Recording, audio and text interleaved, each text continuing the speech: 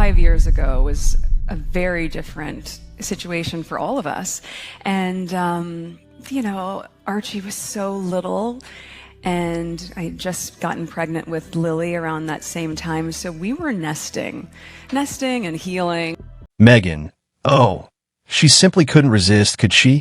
When she spoke the one statement that stopped the internet in its tracks, she was there, radiant beneath the stage lights, soaking up the ovation while talking about empowerment and fresh starts. For all of us, things were drastically different 5 years ago.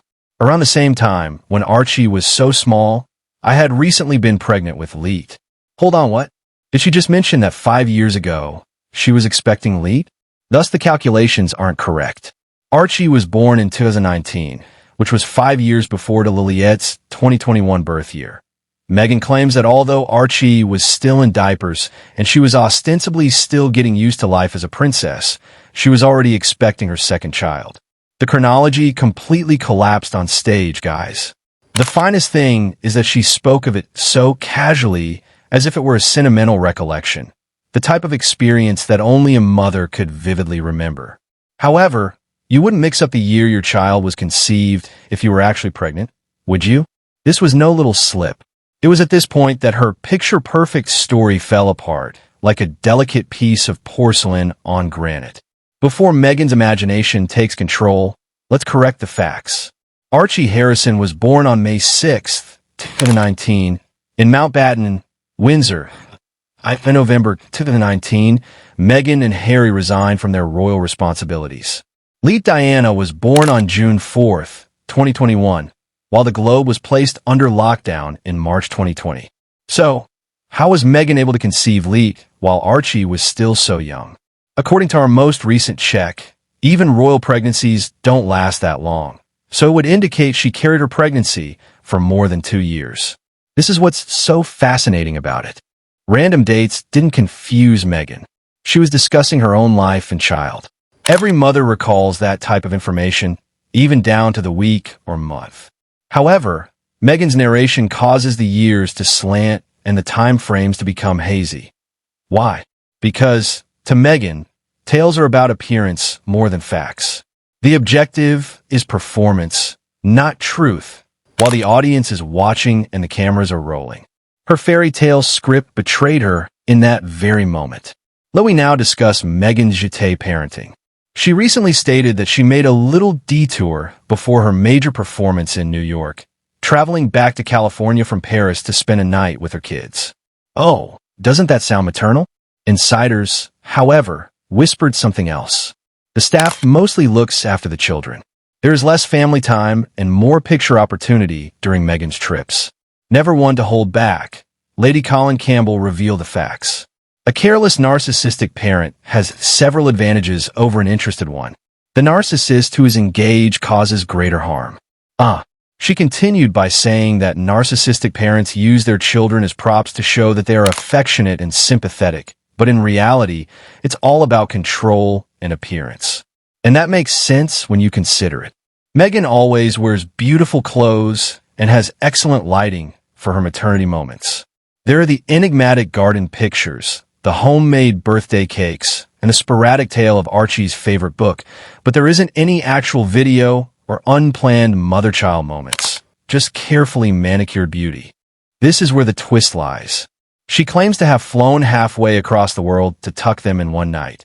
Yet the next morning, she is already on another private aircraft. That's performance art with a passport, not parenting. In private, many close to the family claim that Harry spends more time with the children. While Meghan's schedule is full of brand negotiations and empowerment speeches, he handles bedtime, playtime, and other typical dad duties. She may have taken a plane home for a night, but it wasn't for cuddling before bed.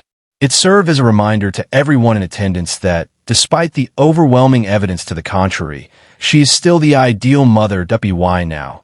Mother branding is already trembling and the timing slips. Meghan didn't stop there, either. She also had to use other people's language. Let's go back to 2021, when she was seated next to business titan Melody Hobson at a session about women and money. As Hobson put it, our unwillingness to speak about money is widening the gaps that exist in society. He spoke eloquently about financial literacy. After 4 years, Meghan appears on stage and says much the exact same thing, but with that refined Duchess of empowerment tone. I spent a lot of time teaching financial literacy, particularly to young girls. Nothing about it is forbidden. Does that sound familiar? Since it is. And our unwillingness to speak about money is causing us to actually widen the gaps that exist in our society. But even the closest of friends won't sit together and speak about money issues. Financial literacy, for that reason, is something that I spend a lot of time on, specifically for young girls and their empowerment. There's nothing taboo. Doesn't need to be anything taboo about talking about our financial independence. I don't think it's a conversation we should shy away from. I think it's one that we should really embrace together. When compared side by side, the two clips are nearly identical. One actual, one echo. The issue is that Meghan wasn't just quoting. She was claiming the notion as her own. No credit, no nod. Meghan is only repackaging another treasure from her life, somebody else's knowledge. At this moment, the pattern completes a circle. Incorrect pregnancy date, same behavior. Similarly, I cried before the red carpet incident.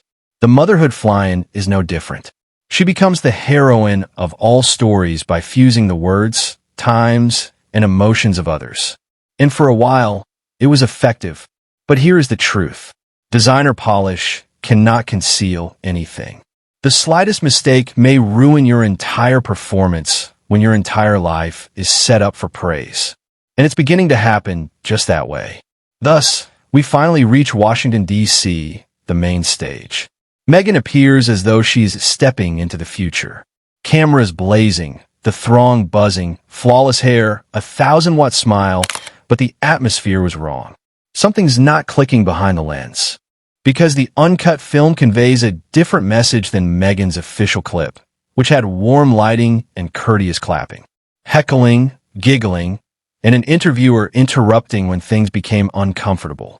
According to sources, Meghan was left standing alone on stage in the middle of her performance when her presenter, Alison Chantel, ended the conversation a bit too quickly. It was meant to be her moment of redemption.